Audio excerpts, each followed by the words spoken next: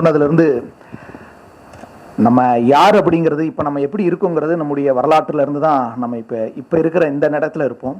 ஒருவேளை நாளைக்கு நம்ம எப்படி இருப்போம் அப்படிங்கிறதுக்கும் நம்ம வரலாறு எந்த அளவுக்கு நம்ம பார்த்துக்கிறோம், நம்ம தெரிஞ்சுக்கிறோங்கிறது தான். ஏன்னா 2008 2009 நடந்தது இப்போ எதுக்கு பார்க்கணும்னா இனி எப்படி இருக்க போறோங்கிறதுக்காகவாவது நம்ம அதை தெரிஞ்சுக்கிட்டே ஆக வேண்டியது. தொடர்ந்து இயக்குனர் தோழர் தாசி ஞானவேல் அவர்கள்.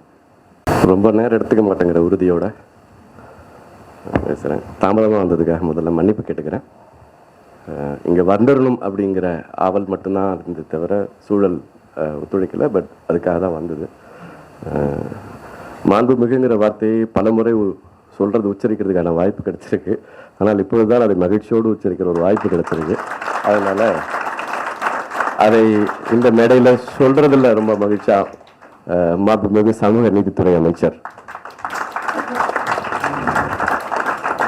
தோழர் வன்னியரசு அவர்களுக்கு உள்ளிட்ட எல்லாருக்குமே என்னுடைய வணக்கம். அவர் போய் அமித்ஷாரை பார்க்கவே இல்லைல்ல, பார்த்து இதெல்லாம் வேலைக்காகாதுன்னு சொன்னால நான் ஒருத்தன். ஸோ அதிலிருந்து இதை இது பண்ணுற இடத்துக்கு வரேன். ஒரு பத்திரிகையாளனாக அந்த களம் எனக்கு மிக நன்றாக பரிச்சயமானது. மௌன சாட்சின்னு சொல்ல முடியுமான்னு தெரியல, ரத்த சாட்சின்னு கூட சொல்லலாம். ரத்தம் சிந்துகிற பொழுது எதுவுமே சொல்ல முடியாமல் எனக்கு கையில் எழுதுறதுக்கான வாய்ப்பும் சூழலும் இருக்கும், ஆனால் உங்களால் எழுத முடியாது. உங்களுக்கு பேசுவதற்கு நிறைய இருக்கும், ஆனால் உங்களால் பேச முடியாது. அந்த நிலை இப்ப மகிழ்ச்சின்னு கேட்டா இன்னும் மோசமா இருக்கே தவிர அது எந்த இடத்துலையும் அது இத்தனை பல ஆண்டுகள் கழித்த பிறகு திரும்பி பார்த்தா கூட அன்று கூட ஏதோ ஒரு வழியில கத்த முடிஞ்சது, இன்னைக்கு அது கூட வாய்ப்பு இல்லை அப்படின்னு தான் எனக்கு தோணுது. ஸோ பத்திரிகையாளராக இருந்த காலகட்டத்தில் மிக நெருக்கமாக அதிகார மட்டங்களில் என்ன நடந்தது, அரசியல் இயக்கங்கள் மத்தியில் என்ன நடந்தது, எதை எழுத முடிந்தது, எதை எழுத முடியவில்லை, இதை வாழ்நாள் எந்திலையாவது சொல்ல முடியுமா, இப்படியெல்லாம் அதில் இருக்கு. புள்ளப்பூச்சிக்கெல்லாம் கொடுக்கு முளைச்ச காலம் ஒன்று இருக்குன்னா அது ஈழ அரசியல் களம்னு நான் சொல்லுவேன். ஏன்னா இங்க அதுல எப்பவுமே பகை முரண் இருக்கும், அதுல கூட நீங்க பேசிடலாம். நட்பு முரண் ரொம்ப ரொம்ப ரொம்ப அப்படி ஒண்ணு இல்லவே இல்லை. இங்க நட்பு முரண் ஒண்ணு கிடையவே கிடையாது. நீங்க ஈழ அரசியலை இன்று வெளிப்படையாக பேசவோ விவாதிக்கவான சூழல் இங்க இல்லை. ஏன்னா பகைவாளி எங்கிருந்து அடிப்பான்னு கூட தெரியும். ஆனால் நாம் அது ஒரு சுய விமர்சனமாகவோ அல்லது ஒரு என்ன சொல்றது ஒரு இன்க்ளூசிவ் கிரிட்டிசிசமா எங்கேயாவது அதை மேம்படுத்துறதுக்கு எங்கேயாவது பேச ஆரம்பிச்சா கூட அதுக்கான சூழல் இங்க இல்லை அப்படிங்கிறது தான் இன்னைக்கு வரைக்குமே இல்லைன்னு தான் நான் நினைக்கிறேன். ஸோ இந்த மாதிரியான சூழல்ல மிக நேர்மையாக ஒன்றை பதிவு செய்யறது அப்படிங்கிறது எப்படி சாத்தியம் அப்படின்னு எனக்கு தெரியல. அப்படி இருக்கிறது ஒரு கற்பனை உலகம் நான் நினைக்கிறேன். குறைந்தபட்ச நேர்மையை வேணா நம்ம கடைபிடிக்க முயற்சி செய்யலாம். அதுக்கே ரத்தம் கக்கி சாகணும் நம்ம. அந்த இடம் தான் இன்னைக்கு இங்க இருக்கு. ஸோ இந்த பின்னணியில் இதை பற்றி ஒரு நேர்மையான ஒரு திரைக்கதை எழுதப்படுமே ஆனால் எழுதப்படக்கூடிய விஷயத்துக்கான அது ஒரு வணிக சினிமா, அது இண்டிபெண்டன்ட் சினிமா பத்தி நான் பேசல. அதுக்கான களம்ங்கிறது கம்ப்ளீட்டா வேற தான்.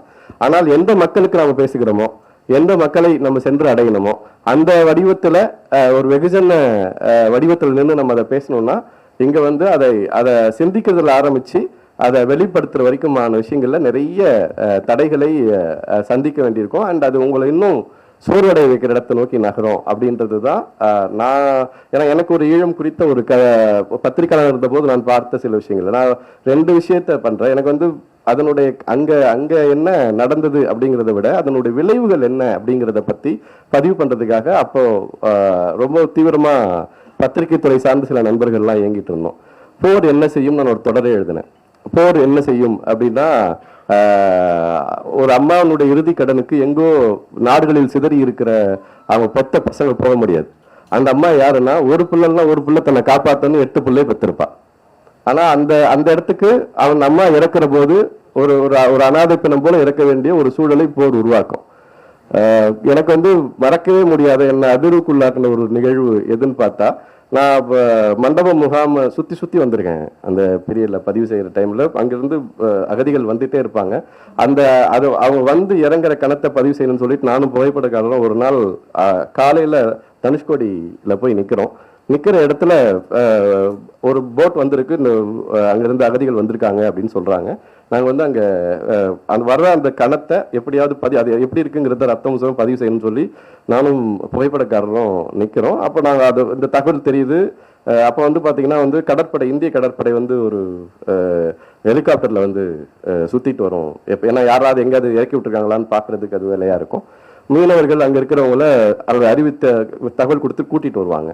இப்போ இதுக்கு வந்திருக்கிறவங்க வந்து சாப்பிடாம வந்திருப்பாங்க, உடை நனைஞ்சிருக்கும். இந்த மாதிரியான விஷயங்கள் இது பண்ணுறதுக்காக சில தன்னார்வ அமைப்புகள் வரும். இந்த மாதிரியான சில ஏற்பாடுகள் அங்கே கண்ணு முன்னால் நடக்குது. தமிழக அரசு அதிகாரிகள் வந்து நிற்கிறாங்க. அப்படி இவங்க வரப்போறாங்கிறதுக்கான சிம்டம் இதெல்லாம். இந்த இடத்துல நிற்குது, நாங்கள் நிற்கிறோம். ஒரு போட்டில் வராங்க. அப்போ அந்த ஹெலிகாப்டர் வந்து இந்திய கடற்படை ஹெலிகாப்டர் வந்து ரொம்ப லோவா சுத்தம். அந்த சத்தம் வந்து ரொம்ப இதுவாக கேட்கும், அதிர கேட்கும், வந்துகிட்டே இருக்கும். அப்போ அந்த தன்னார்வ அமைப்புல இருந்து பிரெட்டு இதெல்லாம் எடுத்துட்டு வந்து கொடுக்கறதுக்காக வெயிட் பண்ணிட்டு இருக்காங்க. பிஸ்கெட்டு இதெல்லாம் வச்சுட்டு நிற்கிறாங்க. அப்படி வர்றப்ப வந்து பார்த்தீங்கன்னா வந்து அந்த ஹெலிகாப்டர் சுற்றி வர்றத அந்த தன்னார்வ தொண்டரில் ஒரு பெண் இருந்தாங்க. அவங்க கையில் ஒரு குழந்தை இருக்கு. அதுக்கு ஒரு 4 வயசு அந்த மாதிரி இருக்கலாம். அந்த ஹெலிகாப்டர் பார்த்தோன்னா அதுக்கு அவ்வளோ சந்தோஷம். அது அப்படியே கைத்தட்டி சிரிச்சுக்கிட்டே இருக்கு. நாங்கள் அதை ரசிச்சுட்டு இருக்கோம். ஒரு பக்கம் ஃபோட்டோகிராஃபர்கிட்ட சொல்லி அதை கூட ஃபோட்டோ எடுங்க அப்படிலாம் நான் சொல்லிட்டு, ஏன்னா வர வரைக்குமான விஷயங்கள்ல அது பண்ணிக்கிட்டே இருக்கும். அங்கே இதுல இருந்து போட்ல இருந்து இறங்குறாங்க. ஒரு இது தெரியுது, நம்பிக்கையோ ஏதோ ஒரு வந்துட்டோம், உயிரை காப்பாத்திட்டோம்னு வந்து நிற்கிறாங்க. அப்போ ஒரு ஹெலிகாப்டர் சத்தம் வருது. ஒரு குழந்தையோட சத்தம் வீர்னு கத்துது. பார்த்தா போட்ல இருந்து வர ஒரு குழந்தை. அப்ப அந்த அம்மா அந்த குழந்தையை அழைச்சிட்டு சொல்றா, இது நம்மள ஒன்றும் செய்யாதுன்னு சொல்றா. ஒரே ஹெலிகாப்டர் ஒரு குழந்தைக்கு ரொம்ப ஆச்சரியத்தையும் ஒரு மகிழ்ச்சியும் தருது. பக்கத்துல இருந்து ஒரு தீவுல இருந்து வராங்க. அந்த குழந்தைக்கு அது வந்து உயிர் பயத்தை தரக்கூடிய ஒரு விஷயமா மாறுது. ஒரு குழந்தையினுடைய உளவியல்ல இது என்ன மாதிரியான பாதிப்பை ஏற்படுத்தும்? அந்த போர் வந்து ஒரு 4 வயசு 3 வயசு குழந்தையினுடைய மனசுல என்ன மாதிரியான வலியை பதிவு செய்யுது அப்படிங்கிறதுக்கான இந்த மாதிரி ஒரு சீரியஸே பண்ண காலம் அது. ஸோ இப்ப இந்த மாதிரியான விஷயங்கள்லாம் வச்சு ஒரு படம் பண்ணலான்னு நானுமே முயற்சிகள் செய்யற இடத்துல அதுக்கு சில ஆண்டுகள் வீணாச்சே தவிர அந்த முயற்சி ஒரு செய்யறதுல போறதுல வரதெல்லாம் வந்து எனக்கு தெரிஞ்சு அது இன்னுமே கூட அது இண்டிபெண்டன்ட் படமா பண்றதுக்கு மேபி சாத்தியம் அது. ஆனால் ஒரு வெகுஜன் அதுக்கு ஒரு நாயகர் கிடைக்கிறதோ, தயாரிப்பு நிறுவனம் கிடைக்கிறதோ, அது வந்தாலும் சென்சார்ல விஷயங்கள்ல கொண்டு வந்து சேர்க்கிறதோ, அதெல்லாம் வந்து அதுக்கே தனியா நீங்க ஒரு டீம் போட்டு வேலை செய்யணும் அப்படின்னு தோணுது எனக்கு. இந்த சமகாலத்துல எனக்கு ஒரே ஒரு விஷயத்தை மட்டும் பதிவு பண்ணிட்டு, ஏன்னா கடந்த காலங்களை குறித்து பேசுவதற்கு திருமுருகன் காந்தி போன்ற களத்திலிருந்து மிக தீவிரமாக செயல்பட்ட நிறைய தோழர்கள் இருக்காங்க. சமகாலத்திலிருந்து அதுவும் ஒரு படைப்பு சார்ந்து இயங்கிட்டு இருக்கிற இடத்துல இருந்து எனக்கு ஒரே ஒரு கருத்தை மட்டும் பதிவு செய்துட்டு நான் விடைபெற விரும்புகிறேன். என்னன்னா, நம்முடைய கருத்துரிமை சார்ந்து இயக்கங்கள் மிக தீவிரமாக செயல்பட வேண்டிய காலகட்டத்தில் நம்ம இருக்கோம் அப்படின்னு எனக்கு தோணுது. எப்படி ஒரு மனித உரிமைக்கான இயக்கங்கள் நிறைய வந்திருக்கோ, அந்த மாதிரி கருத்துரிமையை பாதுகாக்கிற இயக்கங்கள், எல்லா இயக்கங்களும் கருத்துரிமைக்கு பிரச்சனை வரப்போ அவங்களுடைய குரலை தராங்க. ஆனால் அதுக்கு தனித்து இயங்குகிற இயக்கங்கள் இல்லையோ அப்படின்னு தோணுது. ஏன்னா நீங்க வந்து இங்க வந்து ஒரு காஷ்மீர் ஃபைல்ஸ் நீங்க எடுத்துட முடியுங்க, அதுக்கு வந்து விருதுகள் கிடைச்சிடும் உங்களுக்கு. எங்க ஒரு கேரளா ஃபைல்ஸ் எடுத்துட முடியும். ஆனா நீங்க வந்து எந்த காலத்திலையும் இங்க வந்து ஒரு ஈழப் சம்பந்தமான ஒரு கதையை எடுத்து அது பேசுற மாதிரியான ஒரு விஷயத்த நான் வந்து போய் பேச விரும்பல, நடந்ததை சொல்றதுக்கு விரும்புறேன். ஆனால் அதற்கான வாய்ப்போ சூழலையோ உருவாக்குற இடத்துல இங்க இல்ல. அது ஈழம் சார்ந்து மட்டும் இல்ல, சாதி சார்ந்து, மதம் சார்ந்து, இங்க எதெல்லாம் நாம் வந்து ஒழுங்குன்னு நினைக்கிறோமோ, எதெல்லாம் இங்க வந்து இந்த மக்களை பிரிக்கும்னு நினைக்கிறோமோ, எதெல்லாம் வந்து ஒரு என்ன சொல்றது, ஒரு சோசியல் ஹார்மனியை, ஒரு சமூக நல்லிணத்தை கெடுக்கும்னு நினைக்கிறோமோ, அதை பற்றி எல்லாம் ஒரு வார்த்தை இங்கு பேசுவதற்கான அனுமதியோ சூழலோ இங்க கிடையாது. ஆனால் அதை கெடுப்பதற்கு நீங்கள் என்ன வேணாலும் பேசலாம். உங்களுக்கு அதற்கான ஒரு ஃப்ரீ லைசன்ஸ் இருக்குங்க. ஸோ அந்த விஷயங்களை இப்போ நம்ம இங்கே ஏதோ ஒரு இடத்துல ஒன்று பேசணும்னு வர்றதா இருந்தா நீங்கள் மௌனமா இருக்கிறது சிறந்தது அப்படிங்கிற முடிவை நோக்கி வர்றது. இப்போ வந்து இயக்கத்தில் இருக்கிறவங்க தீவிரமா பேசுவாங்க, அதை பத்தி இங்க நான் பேசவே இல்லை. ஏன்னா அதுக்கு இயக்கம் அவங்களை தயார்படுத்தியிருக்கு, அதுக்கு அவங்க தங்களை தயார்படுத்திருக்காங்க. எளிய மனிதர்கள், சாதாரண மனிதர்கள், அல்லது ஏதோ ஒரு வகையில தன்னுடைய கருத்தை வெளிப்படுத்தணும்னு நினைக்கிற படைப்பு சார்ந்து இயங்குறவங்களுக்கான அவங்க தன் கருத்தை சொல்ல வர்றதுக்கு அவங்க ஒரு இயக்கத்திலிருந்து தான் வரணும் அப்படின்னு நம்ம எதிர்பார்க்க முடியாது. இயக்கங்கள் அவங்களுக்கு துணையா இருக்கிறது தான் சாத்தியம் நான் நினைக்கிறேன்.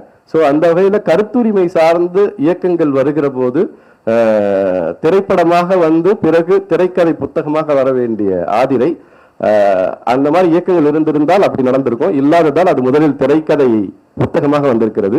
மிக விரைவில் அது திரைப்படமாக வர வேண்டும் என்கிற விருப்பமும் வாழ்த்தையும் நான் தெரிவித்துக் கொண்டு விடைபெறுகிறேன். நன்றி, வணக்கம். யுத்தத்தின் களத்தில் தமிழ்நாட்டில் தொடர்ந்து இயங்கிக்கிட்டு இருந்த இயக்குனர் அமீர் அவர்களை அடுத்து அழைக்கிறேன். தீய சக்திகளால் உருவாக்கப்பட்ட மாபெரும் அண்ணா நூற்றாண்டு நூலகத்தில் அமர்ந்திருக்கிற அனைவருக்கும் இறைவன்புறத்திலிருந்து சாந்தியும் சமாதானம் உண்டாகட்டும். ஈழ அரசியலை திருமுருகன் காந்தியை விட சிறப்பாக யாரும் பேசிட முடியாது என்பது எனக்கு ஏற்கனவே தெரியும். முழுவதுமாக அதை பேசி முடித்து விட்டு போயிருக்கிறதுக்கு முன்னாடி நான் வந்திருக்கேன். அதனால தான் அவரை பேச சொன்னேன். நானும் நிறைய அதில் தெரிஞ்சுக்கணுன்றதுக்காக. ஈழ அரசியலை பற்றியும் முழுமையாக புரிந்து கொள்ள முடியாத ஒரு ஆள் நான். இந்த புத்தகத்தையும் முழுசா படிக்காத ஒரு ஆள். ஆனால் எனக்கு இந்த மேடையில் பேசுவதற்கு ஒரு வாய்ப்பு கொடுக்கப்பட்டிருக்கு.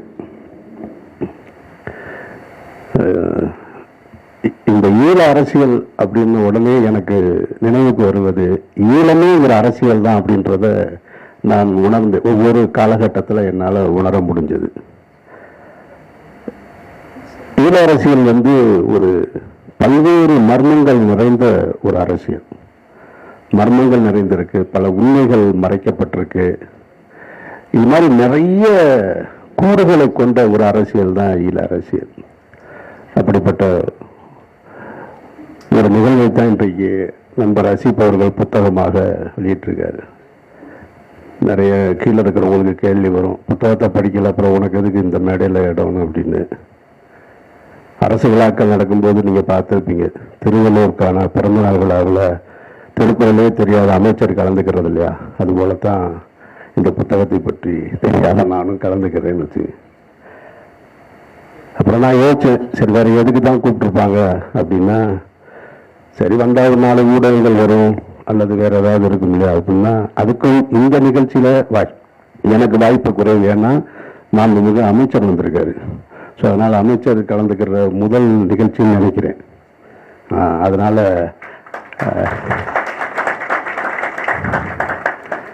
அமைச்சரை பற்றி சொல்லும்போது ஒரு வார்த்தையை நான் சொல்லிட்டு அப்புறம் தான் பேச்சுக்குள்ள போறேன். மாற்றம் நிகழ்ந்ததாக சொல்லப்பட்டு கொண்டிருக்கக்கூடிய இந்த ஆட்சியில் எனக்கு தெரிந்த ஒரே மாற்றம், கடந்த கால ஆட்சி காலகட்டங்களில் போராட்ட களத்தில் இருந்த ஒரே மனிதர் இன்றைக்கு அமைச்சராக அண்ணன் வன்னியரசு அவர்கள் கலந்து கொள்ளாத போராட்டமே கிடையாது. நீங்க எந்த போராட்டத்திலையும் முன்னாடி நிற்பாங்க. எல்லா விதமான போராட்டங்களிலும் கலந்து கொண்டு தகுதி பெற்ற ஒரு அமைச்சர் இன்றைய ஆட்சி கட்டில் இருக்கிறார் என்றால் அவர் நம்ம வன்னியரசு மட்டும்தான். உங்களுக்கு என்னுடைய வாழ்த்துக்கள். இந்த புத்தகம் அசீப் சொன்னாரு 2008 2009 காலகட்டத்தில் தான் இந்த புத்தகம் முழுவதுமாக அந்த காலகட்டத்தில் நடந்த அரசியல் சொல்லப்பட்டிருக்குன்னு. அந்த காலகட்டத்தில் தான் நான் இந்த ஈழ அரசியலுக்குள்ள வர்றேன். எல்லாரும் நினைச்சிட்டு இருக்காங்க நான் அந்த போர் உச்சகட்டம் அடையும் போது நான் ஈழ அரசியலை அதை பார்த்துட்டு உள்ள வந்தவன். அப்படி இல்லை. நான் 2007 பருத்திவீரன் முடிஞ்ச உடனேயே நான் அடுத்து எடுக்கணும்னு நினைச்ச திரைப்படம் ஈழ அரசியல் தான். போராளிகளுடைய வாழ்க்கையை பற்றிய படமாகத்தான் இருக்கணும்னு தான் நான் முடிவு பண்ணேன். அப்ப அடுத்த கதையை அந்த புள்ளியிலிருந்து தான் தொடங்கணும்னு சொல்லி அன்றைக்கு அது குறித்து ஊடகங்கள் அதிகம் பேசிக் கொண்டிருந்தது அண்ணன் சுபவீர பாண்டியன். அப்ப சுபவீர பாண்டியனை தொடர்பு கொள்வதற்காக சில நண்பர்களை தேடி நான் போய் சந்திச்சு போகும்போது சில இயக்குநர்களையும் சந்திச்சேன். எனக்கு இவ்வளவு இதுக்குள்ள தன்னை முன்னிலைப்படுத்துகிற சிந்தனை இருக்குன்றது என்னால் அப்போ உணர முடியல. லேட்டாக தான் நான் அதை உணர்ந்தேன். நான் அப்படி போய் சில இயக்குநர்களை சந்திச்சு இந்த மாதிரி அண்ணன் சுபவீர அவர்களை பார்க்கணும். எனக்கு அவர் பரிச்சயம் கிடையாது, எனக்கு தெரியாது. அவரும் எஸ்பி முத்துராமன் சாரும் சகோதரர்கள்ன்ற விவரமே எனக்கு அதுக்கு பின்னாடி தான் தெரியும். தெரிஞ்சிருந்தாங்க நேராக அந்த ரூட் எடுத்து போயிருந்திருப்பேன். அது காலம் செஞ்ச மிகப்பெரிய கோலம்னு வச்சுக்கங்களேன். அதனால தப்பான ஒரு ரூட்டை பிடிச்சிட்டேன். போன உடனேயே நீங்க அது செய்ய வேணாம் தோழர், நம்மளாம் சேர்ந்து செய்வோம் அப்படின்னாங்க. சேர்ந்து செய்வோம்னா எனக்கு புரியல. எனக்கு சேர்ந்து செய்வோம்னா இல்லை நீங்க தனியா செய்ய வேணாம் அப்படின்னா அவங்க என்ன நினைச்சிட்டாங்கன்னா, அவங்க இந்த அரசியலை பின்பற்றி கொண்டிருக்கிறவர்கள், போராளிகளுடைய வாழ்க்கையை பற்றி பேசிக் கொண்டிருக்கிறவங்க, ஈழ அரசியலை பேசிக்கிட்டு இருக்கவங்க, நான் போய் அதை திரைப்படமாக எடுத்தேன்னு சொன்னா எனக்கு ஏதாவது பேர் கிடைச்சிருமோன்ற அச்சத்தின் காரணமாக என்னை பிள்ளைக்கு இழுத்து நம்ம சேர்ந்து செய்வோம்னு சொல்லி அப்படி தள்ளி விட்டாங்க. அதுலேயே 2 வருஷம் போயிடுச்சு. 2 வருஷம் போன உடனே 2009 காலகட்டம் ஆயிடுச்சு. அப்போ அந்த போர் வந்து இறுதி கட்டத்தை நெருங்கிடுச்சு. உச்சகட்டமாக போர் நடக்கும்போது அந்த சூழலே இல்லை. அப்போ இந்த செய்தியை நான் ஒவ்வொருத்தையாக சொல்லிக்கிட்டு இருக்கும்போது அப்படித்தான் இந்த போராட்ட காலகட்டத்துக்குள்ள உள்ள வர்றேன்.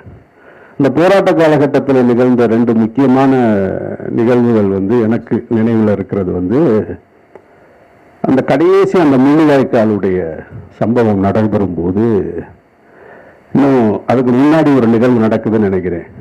அந்த வெள்ளைக்கொடி ஏந்தி சமாதானமா போனவங்களை கொள்றாங்க. அதுக்கு அடுத்து முள்ளிவாய்க்கால் வருது. அப்போ முள்ளிவாய்க்கால் அந்த காலகட்டத்தில் அதுக்கு முன்னாடி ஒன்று நடக்குது. அதுக்கு முன்னாடி நடந்த நிகழ்வுகளை சொல்றேன். இப்போ தோழர் திருமுருகன் காந்தி சொன்னது போல இஸ்லாமியர்களும் போராளிகளும் விடுதலை புலிகள் போராட்ட இயக்கமும் பிரித்து வைக்கப்பட்டிருந்தது இல்லையா? அதனால இலங்கையிலிருந்து எனக்கு வந்து இலங்கையில் இருக்கக்கூடிய இஸ்லாமிய அமைப்புகளை சேர்ந்தவர்கள் நான் யார் என்னன்னு விசாரிச்சு மதுரைக்கு வந்துடுறாங்க. மதுரைக்கு வந்து என்னுடைய அண்ணனை, என்னுடைய சொந்த கூட பிறந்த அண்ணன், அவர் வழக்கறிஞராக இருக்காரு. அவரை சந்திக்கிறாங்க. சந்திச்சு இந்த மாதிரி தமிழ்நாட்டிலேருந்து ஒரு இஸ்லாமிய குரல் வருது ஈழ போராட்டத்துக்கு ஆதரவா போராளிகளுக்கு, அது சரியானது கிடையாது அப்படின்னு சொல்றாங்க. அப்போ எங்கள் அண்ணன் எனக்கு ஒன்று ஃபோன் அடிக்கிறாரு, இந்த மாதிரி இலங்கையிலிருந்து வந்திருக்காங்க, உங்கள்கிட்ட பேசணும்னு சொல்றாங்க அப்படின்னு. உடனே நான் இங்கேருந்து மாலை விமானத்தை பிடிச்சி இங்கேருந்து உடனே மதுரைக்கு போகிறேன். மதுரைக்கு போய் அவங்க வீட்டில் உட்காந்து பேசும்போது அவங்க சொல்றாங்க அவங்க நடந்த நிகழ்வுகளை, அந்த வரலாற்று நிகழ்வுகளை பூரா சொல்றாங்க. அது அப்படியே நான் சொல்ல முடியாதுங்க, நிறைய அது வந்து வேறு ஒரு விவாதத்தை கொண்டு வந்துடும். அப்போ நான் அவங்க கிட்ட வைக்கிற கேள்வி என்னன்னா, கடந்த காலங்களில் உங்களுக்கு நடந்ததாக நீங்க சொல்லப்படுகிறது எல்லாத்தையும் நான் ஏற்கிறேன், நான் மறுக்கலை. ஆனால் நீங்க இஸ்லாமிய அடிப்படையிலே அதுக்கு ஒரு தீர்வு கண்டுபிடிக்கணும்னா எப்படி நீங்க தீர்வு சொல்லுவீங்க? இஸ்லாம் என்ன சொல்லுது? கண்ணுக்கு கண், பல்லுக்கு பல், கை கை அப்படின்னு தான் சொல்லுதே தவிர, உங்களுக்கு எங்கோ நடந்த ஒரு தவறுக்கு இன்றைக்கு எப்படி நீங்க தீர்வை தேட முடியும்? இன்றைக்கு வந்து பதவிகளுக்குள்ள வந்து குத்துக்குண்டுகளால் கொல்லப்பட்டுக்கிட்டு இருக்காங்க. இந்த மரணத்தை நம்ம எப்படி வேடிக்கை பார்த்துக்கிட்டு இருக்க முடியும்? இது இஸ்லாம் உங்களுக்கு தீர்வு சொல்லுதா அப்படிங்கும் போது அந்த கேள்விக்கு அவங்க கிட்ட பதில் இல்லை. எல்லாரும் அமைதியாயிட்டாங்க. அப்ப அமைதியான உடனே இல்லை, எங்களை எல்லாரும் கேட்கறாங்க, அதனாலதான் நாங்க இங்க தேடி வந்தோம்னாங்க. நான் சொன்னேன், இல்லை, என்னுடைய நிலைப்பாட்டில இருந்து நான் பின்வாங்கல. அது நீங்க பாதிக்கப்பட்டு என்ன பாதிக்கப்பட்டதுன்னு அதை நீங்க கிளைம் பண்ணுவீங்க. ஆனால் நான் இந்த நிலைப்பாட்டில இருந்து பின்வாங்க மாட்டேன். எங்கள் அண்ணன்ட்டே சொல்லிட்டு அந்த அமைப்பு சார்ந்தவங்கள்ட்டே சொல்லிட்டு வந்துட்டேன். அப்பதான் தமிழ்நாட்டில் வந்து அப்போ சிவாஜிலிங்கம் எம்பி அவர்கள் இருந்தாங்க, இங்கேருந்து இங்கே வந்திருக்காங்க. அவங்க அழைச்சிட்டு போய் அன்றைக்கு தமிழ்நாட்டில் தான், அண்ணன் மணியரசுக்கு தெரியும், தமிழ்நாட்டில் இருந்த மிக முக்கியமான அமைப்புகளாக இருந்த இஸ்லாமிய அமைப்புகள் அண்ணன் ஜவாஹிர்லா உட்பட, பி ஜெயின்லாவுதீன் உட்பட இந்த 2 அமைப்புகள் அன்னைக்கு ரொம்ப மிகப்பெரிய அமைப்பாக இருந்தவங்க, அவங்கள போய் சந்திக்க வச்சேன். முதல்ல நான் வந்து அனுமதி கேட்கும்போது அவங்க மறுத்துட்டாங்க, வேணான்னு சொல்லிட்டாங்க. இல்லை, இது வேணாம், இது சரியா வராது அப்படின்னு. அப்போ நான் சொன்னேன், இல்லை நீங்கள் சந்திக்கணும்னு சொல்லிட்டு அவங்க 2 பேரையும் சந்திக்க வச்சு, சந்திச்சதுக்கு பின்னாடி ஒரு நீண்ட நெடிய காலத்துக்கு பின்னால தமிழ்நாட்டு இஸ்லாமிய அமைப்புகளிடமிருந்து ஈழப் போராட்டத்துக்கு ஆதரவு அறிக்கை அன்றைக்கு தான் வெளியானது. அப்பதான் வந்தது. அப்ப அவங்க கிட்ட இதே கேள்வியை முன்வைக்கும் போது அவங்க அதை புரிஞ்சுக்கிட்டு, ஆமா, இந்த நேரத்தில் நம்ம வந்து இந்த போராட்டத்துக்கு ஆதரவாக தான் இருக்கணும்னு சொல்லி அந்த நிலைப்பாட்டை எடுத்தாங்க. அந்த கடைசியாக தான் அப்பதான் முள்ளிவாய்க்காலுக்கு ஒரு 2-3 நாளைக்கு முன்னாடி தான் அந்த ஒட்டுமொத்தமாக கரண்ட்லாம் கட் ஆயிடுச்சுங்கும் போது எனக்கு ஒரு தோழர் மூலமாக உங்களுக்கு ஒரு ஃபோன் வரும், நீங்க எடுங்கன்னாங்க. சரிங்கன்னு எடுத்தேன். எடுக்கும்போது தான் 2 குரல் வந்தது, தன்னை அறிமுகப்படுத்திக்கிட்டாங்க. ஒன்று சேரலாதன் அப்படின்ற ஒரு குரலும், இன்னொன்று ஐயா நடேசன் அவர்களுடைய குரலும். 2யுமே நான் குரல் வழியாக தான் முதல் முறையாக அலைபேசியில் கேட்குறேன். நான் அப்போ கேட்கும்போது அவங்க சொல்கிறாங்க, இங்கே ரொம்ப அந்த டெட்லைனில் நாங்கள் நிற்கிறோம், இது என்ன நடக்கும்ன்றது எங்களுக்கு உறுதியாக சொல்ல முடியலை. ஒருவேளை கடந்த காலங்கள் போல இந்த ரொம்ப நெருக்கு வட்டத்தில் அந்த போராளிகள் முற்றுகையிடப்பட்ட அப்புறமா மீண்டு வந்த காலகட்டங்கள்லாம் இருக்கு. அப்போ சொல்றாங்க, உங்களுடைய குரலை இன்னும் கொஞ்சம் நீங்கள் அழுத்தமாக பதிவு செய்யுங்க. ஒருவேளை இதுல இருந்து நாங்கள் மீண்டுட்டோம்னா, இந்த போர் நிறுத்தம் நடந்துருச்சுன்னா, அதற்கு பின்னால் இந்தியாவிலிருந்து வரக்கூடிய நபர்களில் நீங்களும் ஒரு ஆளாக இருப்பீங்க, நாங்கள் உங்களை சந்திக்கணும்னாங்க. அதை கேட்கும்போது ரொம்ப நெகிழ்ச்சியாகவும் இருந்தது. வருத்தமாகவும் இருந்தது. அப்போதான் நம்ம என்ன செய்யறதுன்னு தெரியல. அப்போ கிடைச்சது தான் முத்துக்குமாருடைய மரணம். முத்துக்குமாருடைய மரணத்தை வந்து சரி அவரே எழுதி வச்சுட்டு போயிருக்கான் அந்த சகோதரன் அப்படின்னா, அதில் நடந்த அரசியல் நிறைய விஷயங்களை சொல்ல முடியாது உங்களுக்கு. ஒவ்வொரு தலைவர்கள் எப்படி நடந்துக்கிட்டாங்க, எப்படி நம்ம பக்கத்தில் நின்று பார்க்க முதல் முறையாக இதையெல்லாம் நம்ம கிரகிக்கக்கூடிய வாய்ப்பு கிடைச்சிருக்கு எனக்கு. அதில் தலைவர்கள் தங்களை எப்படி முன்னிலைப்படுத்தினாங்க, எப்படி போனாங்க, என்னவா நடந்துக்கிட்டாங்க, உண்மையில் அந்த போராட்டம் நிற்கணும்னு நினைச்சாங்களா, அல்லது தன்னை முன்னிலைப்படுத்தி தாங்க தான் வெளியில வரணும் அப்படின்னு நினைச்சாங்களான்றதெல்லாம் எனக்கு நிறைய சந்தேகங்களுக்கு உரிய கேள்வியாக தான் இருந்தது. சந்தேகம் வந்துச்சு அவங்க எல்லாரும் மேலேயுமே. அப்போ அவங்களோட பயணிச்சுக்கிறதுக்கு அப்போதான் அந்த முத்துக்குமாரோட மரணம் நடந்து கிட்டத்தட்ட அது குளத்தூர் நினைக்கிறேன், குளத்தூர்ல இருந்து அந்த மூலக்கடை போனது. உங்களுக்கு நிறைய சகோதரர்களுக்கு நினைவு இருக்குமா தெரியுமான்றதே தெரியல. அந்த முத்துக்குமாருடைய ஊர்வலம் அந்த சவம் எடுத்துக்கிட்டு மூலக்கடைக்கு வந்து சேருவதற்கு கிட்டத்தட்ட 9:30 மணி நேரம் 10 மணி நேரம் ஆச்சு. எத்தனை பேருக்கு இன்றைய தலைமுறைக்கு தெரிந்ததில்ல. தமிழ்நாட்டில் எந்த ஒரு அரசியல் தலைவருக்கு கூட அப்படி நிகழ்ந்தது கிடையாது. 9:30 மணி நேரம் 10 மணி நேரம் ஒரு மாணவனுடைய உடல் வந்து ஊர்வலமாக எடுத்துட்டு வரப்போகுது. அன்றைய காலகட்டத்தில் வந்து எந்த ஊடகத்திலையும் அது காட்டப்படலை. அன்றைக்கு பீக்கில் இருந்த அன்றைக்கு ஆட்சியாளர்களாக இருந்த யாருடைய இதுலையும் காட்டப்படலை. ஆனால் வழிநெடுக அந்த ஊர்வலம் வந்து கொண்டு இருக்கும்போது வழிநெடுக மூலக்கடைக்கு வரும்போதெல்லாம் மதியம் நைட்டு இரவு 11:30 மணி ஆயிடுச்சு. மூலக்கடைக்கு வந்து சேரும்போது வழிநெடுக ஒவ்வொரு வீட்டு வாசலையும் மெழுகுவர்த்தி உயர்ந்து கொண்டு நின்றிருக்கக்கூடிய யாருமே தெரியாது. முத்துக்குமார் என்பவனை பார்த்ததே கிடையாது, நானே பார்த்ததில்லை. அவங்களுக்கு யாருமே தெரியாது. நமக்காக அந்த போராட்டம் தெரியும், அதில் நம்மளை இணைச்சிருக்கோம். ஒவ்வொரு குடும்பமும் தனித்தனியாக நின்று கொண்டு அந்த மெழுகுவர்த்தி ஏந்தி மரியாதை செலுத்த பார்க்க முடிஞ்சது. அப்போ இதுக்கு பின்னாடி என்ன நடந்துருச்சு அப்படின்னா, அன்றைக்கு கல்லூரிகளில் பூரா போராட்டம் தொடங்கிடும் அப்படின்ற காரணத்தினால ஐடிசின்னு சொல்லக்கூடிய காலவரையற்ற மூடுவிழா கல்லூரிகளுக்கு பூரா நடத்தப்பட்டுச்சு. அதனால தான் அந்த ஒரே ஒரு விஷயம்தான் மீண்டும் மீண்டும் திரும்ப வந்து ஈழ அரசியலில் வந்து திமுக வந்து மிகப்பெரிய குற்றவாளியாக சித்தரிக்கப்பட்டது. என் பார்வையில் நான் பார்க்கறது என்னன்னா, திமுக ஆட்சியில் இருந்தது அதனுடைய துரதிருஷ்டம். திமுக இல்லாமல் அதிமுக இருந்திருந்தால் மட்டும் அந்த போராட்டத்தை நடத்த சொல்லியிருப்பாங்களா? காங்கிரஸ் இருந்திருந்தால் நடத்த சொல்லியிருப்பாங்களா? இன்றைக்கு இருக்கக்கூடிய ஆட்சியாளர்கள் அன்னைக்கு இருந்தால் நடத்த சொல்லியிருப்பாங்களா? அதிகாரத்தில் இருப்பவன் எப்பொழுதுமே மக்கள் பக்கம் நிற்க மாட்டான், போராடுற மக்கள் கூட நிற்க மாட்டான்றதுதான் வரலாற்று உண்மை. நம்ம அதை அப்படித்தான் எடுத்துக்கணுமே தவிர, நான் அப்படித்தான் எடுத்துக்கிட்டேன். ஏன்னா நான் அப்படித்தான் நினைச்சு அன்றைக்கு வந்து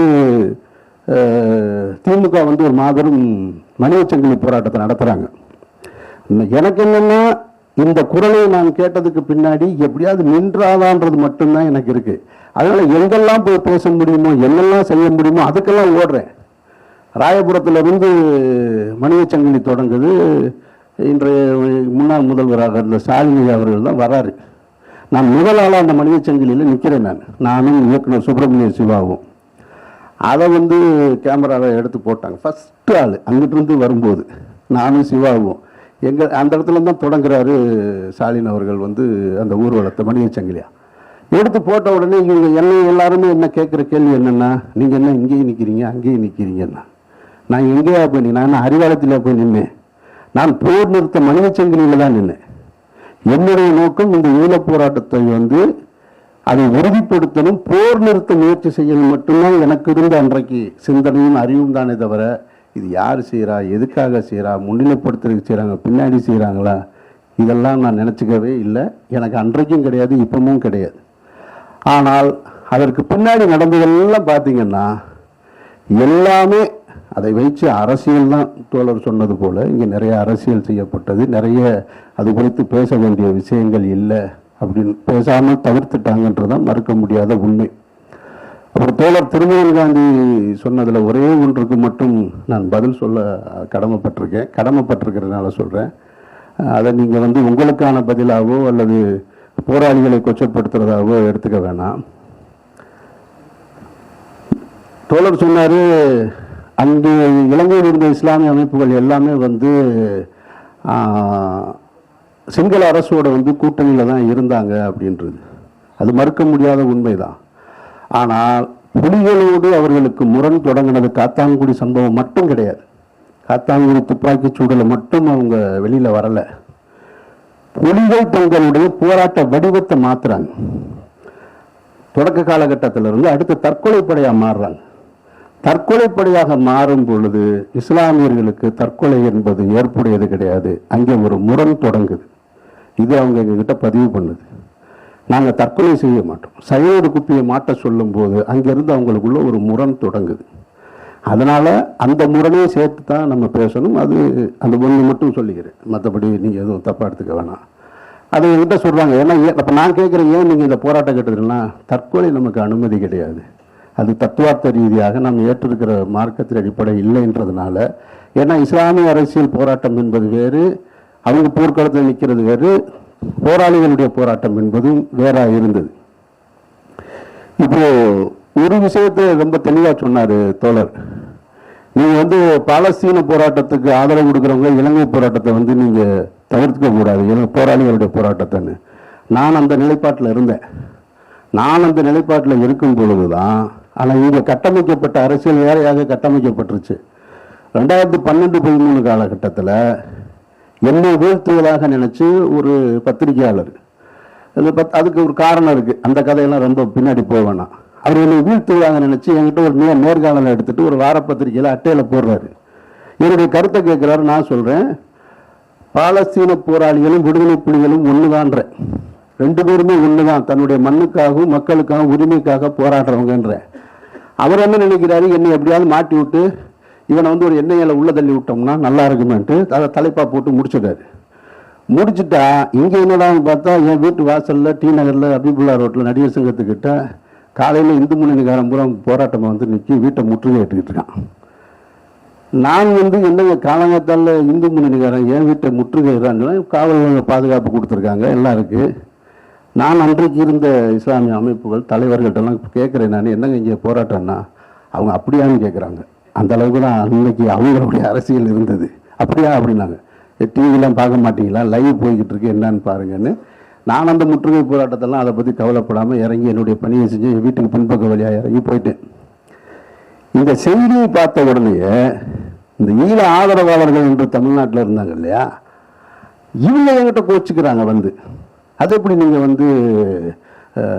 பாலஸ்தீன போராளிகள் தலிபான்களும் புலிகளும் ஒன்றுன்னு சொல்லலாம், உங்ககிட்ட நிறைய முரண் இருக்கு அப்படின்னாங்க. என்கிட்ட எந்த முரணும் கிடையாதுங்க. நான் இவங்க என்னன்னா இந்த புனித பிம்பத்தை கட்டமைக்கிறது இருக்கு இல்லையா, அந்த புனித பிம்பத்தை கட்டமைக்கிற வேலை மட்டும்தான் செஞ்சுக்கிட்டே இருந்தாங்க.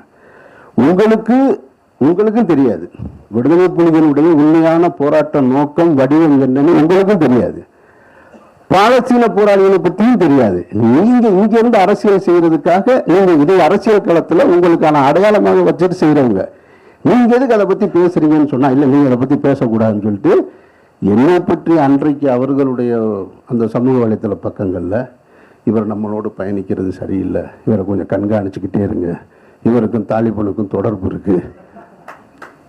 உண்மையிலே ஒரு தொலைக்காட்சி இருக்கு, அந்த தொலைக்காட்சியில ISIS தீவிரவாதிகளும் அமீருக்கும் தொடர்பு அப்படின்னு ஹெட்லைன்ஸே போச்சு.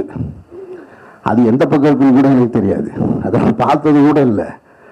ஆனாலும் இந்த மாதிரி கட்டமைக்கிறது இருக்குல்ல, இந்த மாதிரியான கட்டமைப்பு தான் இந்த ஈழ போராட்டத்துக்கான பின்னடைவாக நான் பார்க்குறேன். இதில் கூடுதல் தகவலாக ஒன்று சொல்லும்போது, இந்த காலகட்டத்தில் 2009-10 எழுதியிருக்காங்க. அந்த புத்தகத்துடைய நோக்கத்தை அசீப் சொன்னார்.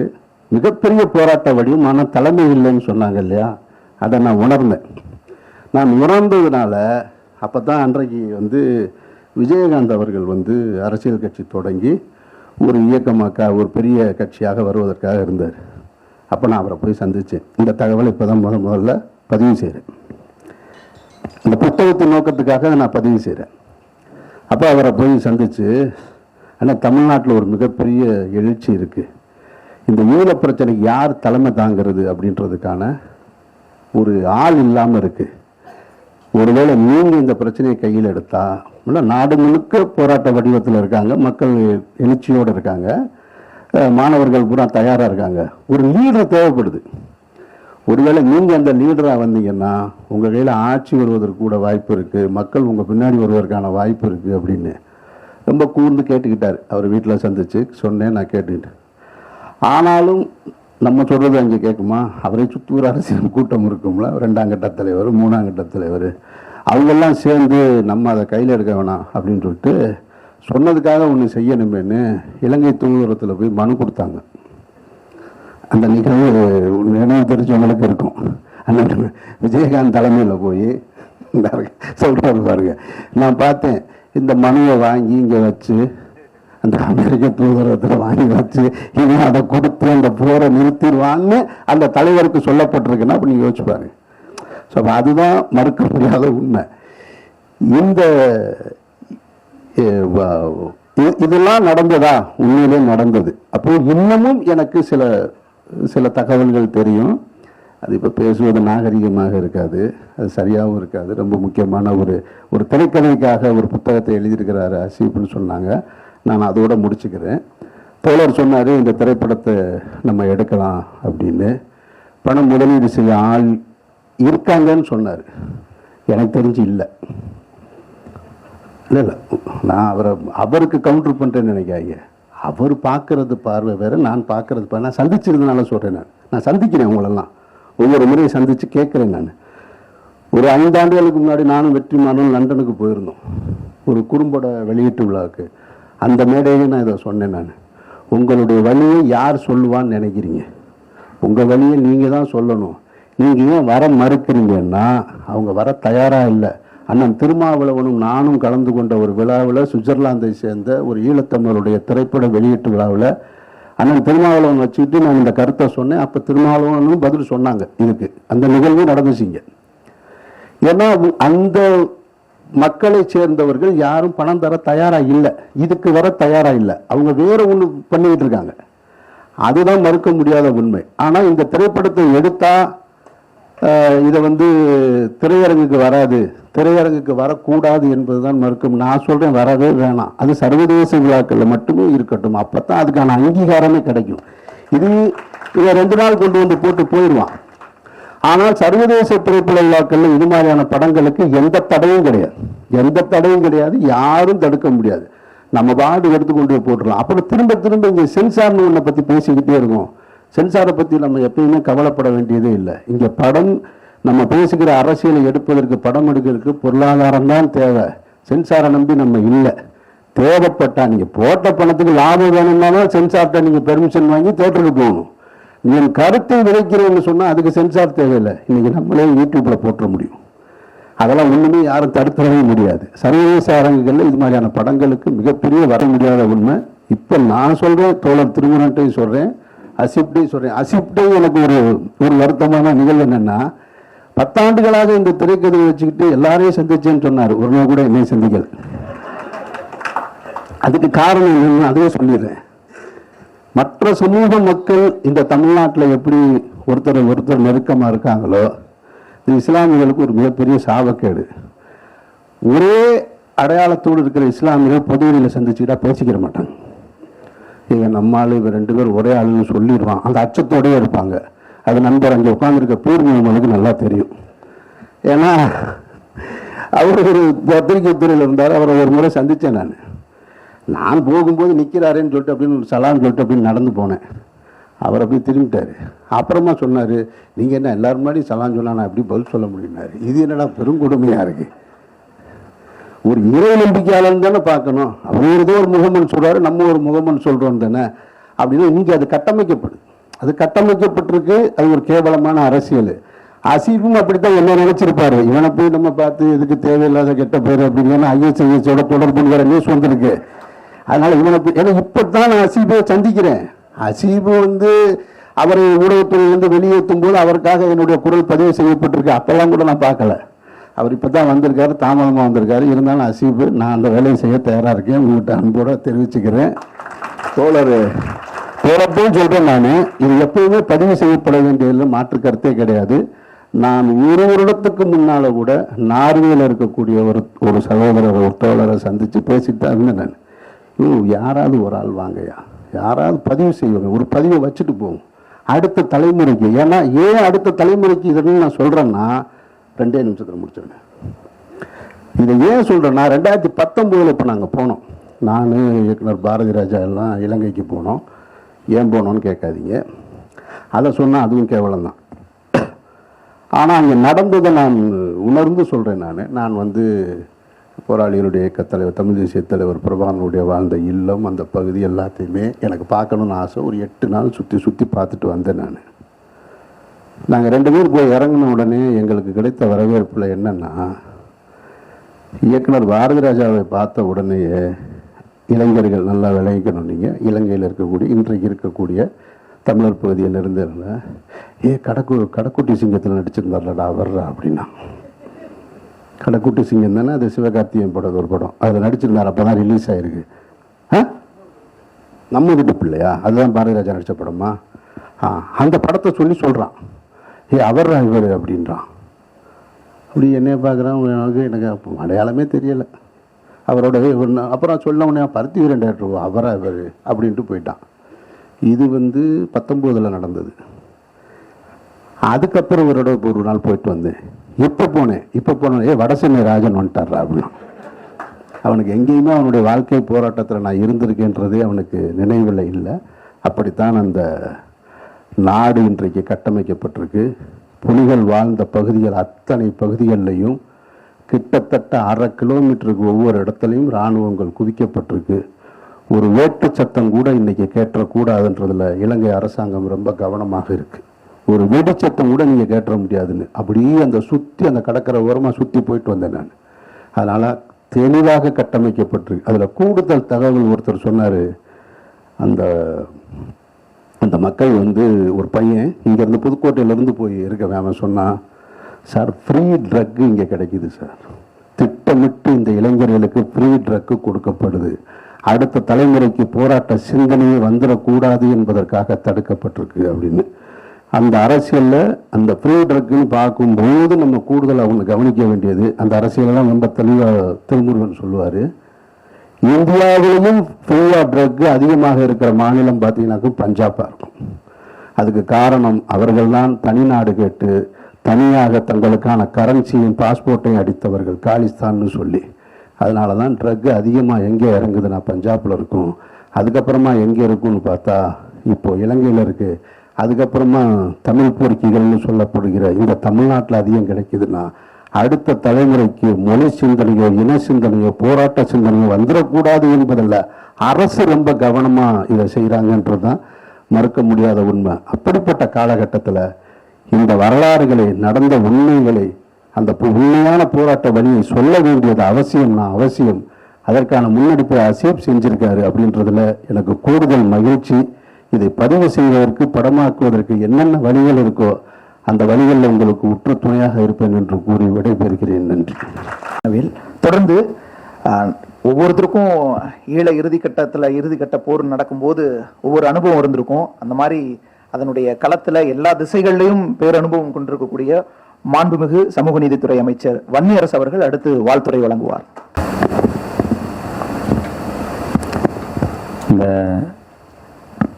நூல் வெளியீட்டு விழாவில் பங்கேற்று உரையாற்றி விடைபெற்று சென்றிருக்கின்ற திராவிட முன்னேற்ற கழகத்தினுடைய முன்னாள் சட்டமன்ற உறுப்பினர் மரியாதைக்குரிய மருத்துவர் எழிலன் அவர்களே, எனக்கு முன்னால் இங்கே உரையாற்றி அமர்ந்திருக்கின்ற இயக்குனர், எழுத்தாளர் மரியாதைக்குரிய தோழர் ஞானவேல் அவர்களே, எனக்கு முன்னால் இங்கே உரையாற்றி விவரித்து விரிவாக பேசி அமர்ந்திருக்கின்ற மே 17 இயக்கத்தினுடைய ஒருங்கிணைப்பாளர் தோழர் திருமுருகன் காந்தி அவர்களே, ஆதிரை நூலினுடைய நூலாசிரியர் மரியாதைக்குரிய ஊடகவியலாளர் தோழர் அசீப் அவர்களே, இயக்குனர் அண்ணன் அமீர் அவர்களே, இதை நெறிப்படுத்திக் கொண்டிருக்கின்ற மரியாதைக்குள்ள தோழர் தம்பி தேவேந்திரன் அவர்களே, ஈழத்தின் சாட்சியமாக இன்றைக்கு நம்ம முன்னால் நின்று கொண்டிருக்கின்ற மரியாதைக்குரிய அண்ணன் ஓவியர் மருது அவர்களே, மரியாதைக்குரிய ஊடகவியலாளர் ஜென்ராம் அவர்களே, இந்த நிகழ்வில் பங்கெடுத்திருக்கின்ற அத்தனை தோழர்களுக்கும் ஊடகவியலாளர்களுக்கும், நம்முடைய சிபிஎம் சார்பாக வந்திருக்கின்ற மாவட்ட செயலாளரை மாற்றிட்டாங்க, தேசிய குழு உறுப்பினர், மாநில குழு உறுப்பினர் மரியாதைக்குரிய தோழர் செல்வா அவர்களே, உங்கள் அத்தனை பேருக்கும் என்னுடைய வணக்கங்களை தெரிவித்துக் கொள்கின்றேன்.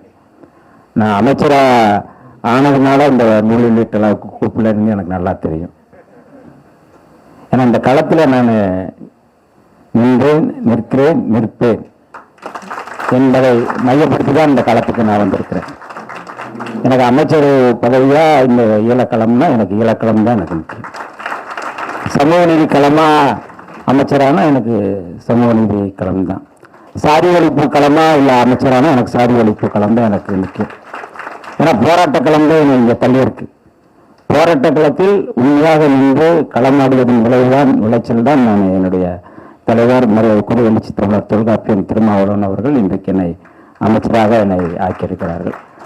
அது இந்த களம் என்பது நானும் ஒரு சாட்சியமாக நான் இங்கே நிற்கிறேன். இந்த நூல் முதல்ல எழுதியதற்கு முதல்ல வாழ்த்துக்களையும் பாராட்டுகளையும் நான் தெரிவிச்சுக்கிறேன். ஏன்னா ஏற்கனவே நம்முடைய தோழர் அமீர் அவர்கள் சொல்லும்போது இப்போ இருக்கிற தலைமுறைக்கு ஈழ விடுதலை போராட்டம் குறித்து என்னன்னு கேட்டால் அவங்களுக்கு தெரியாது. ஈழ விடுதலை எப்படி இருக்கு, எப்படி நடந்துச்சு, என்ன மாதிரியா பின்னணி அவங்களுக்கு ஆமக்கல் மட்டுமே ஞாபகம் வரும். ஈழ விடுதலை அந்த கதையோட்டத்தில் அது என்ன ஞாபகம் வரலாம், உணவு விஷயங்களே ஞாபகம் வரலாம்.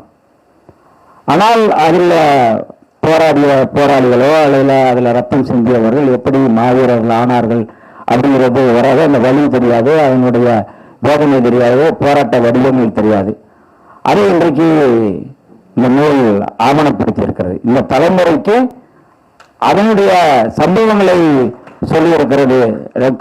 ஆண்டுகள் கழித்து ஒரு நூல் வந்திருக்கு, அது திரைக்கதை வடிவத்தில் வந்திருப்பது என்பது உண்மையாகவே பாராட்டுக்குரிய. அதாவது இந்த தலைமுறைக்கு நாம் நினைவுபடுத்தக்கூடிய மறக்கக்கூடாது, மறக்க முடியாத சம்பவங்களை, மறக்க முடியாத வழியை, மறக்க முடியாத போராட்டங்களை நாம் இந்த தலைமுறைக்கு சொல்லிக் கொடுப்பது மட்டும்தான் அந்த ஈழவர்களை கருத்திலை நான் இந்த தலைமுறைக்கு கொடியை சேர்க்க முடியும் என்ற அந்த முயற்சி என்பது பாராட்டுக்குரியது. எல்லாரும் நம்ம சொல்லிட்டு இருக்கிறோம், சொல்ற கதையில வேற வேற ஒரு சுவராசியத்துக்கு ஏதாவது சேர்க்கலாம் அந்த கதைகள்ல. ஆனால் வலிமிகுந்த இந்த போராட்டத்தை எப்படி நாம் அடுத்தடுத்த கட்டத்தில் கொண்டு போய் தமிழ விடுதலைதான் நமக்கான இலக்கு என்பதை நாம் எப்படி கொண்டு சேர்ப்பது அப்படிங்கிறத நம்ம முக்கியமாக பார்க்கிறேன். நம்ம போராட்டம் எந்த விதமான போராட்டமாக இருக்கட்டும், இளைஞராக இருக்கட்டும், அண்ணன் ஒரு மருது போன்றவர்கள் தன்னுடைய ஓவியங்கள் மூலமாக ஈழ விடுதலை போராட்டத்தை முன்னெடுத்து அந்த வடிவமாக இருக்கட்டும், திரை வடிவமாக இருக்கட்டும், போராட்டம் எந்த வடிவமாக இருந்தாலும் மேலகு பிரபாகரன் அவர்களுடைய அந்த இலக்கு என்பது தமிழருடைய தாகம், தமிழீழ தாயகம் என்கின்ற அந்த முழக்கம்தான். அதுதான் நம்ம முன்னெடுக்கிறது.